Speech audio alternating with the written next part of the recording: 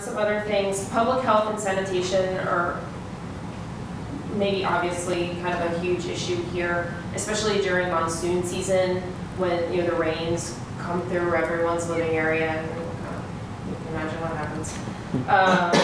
So I guess some things to keep in mind in terms of questions. We'll have a guide there who will be taking us throughout the slum and then also helping us interact with some locals doing the translating.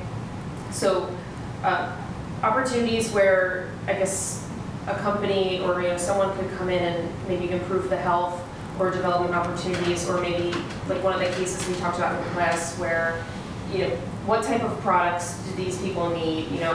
Given their extremely low income, like maybe the sachets that we talked about and other things like that. But also, one thing I did read online, and I think this comes across in the very hardworking spirit of all of them, was that the spirit of the slum community, it's not poor, no one's lazy. It's not like a depressing area, despite what it may look like to us. I read an article online that said it was, everyone there kind of felt very uplifted. You go see children playing in the street. Everyone is somewhat very positive, although. Yeah, I think that's really a reflection we need to have over here is around happiness. What does happiness means to those people? Because it's never written that they're sad or they're not happy. So what does that mean for them to be happy, and what would eventually improve their happiness or well-being? For me, that's a very tough question, because of course for us it will appear as terrible living conditions, but how do we measure that, and are they actually unhappy or not?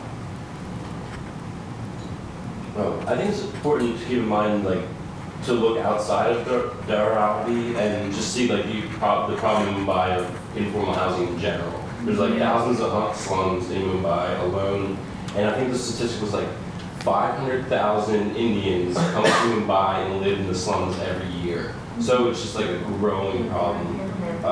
So this is the largest one, but I mean it's just so widespread in Mumbai. Yeah, that was brought up a lot too. That in every case on each person that I read, there was a line about we would love to live in the city, but we just can't afford it. So this is where we live. Right. So.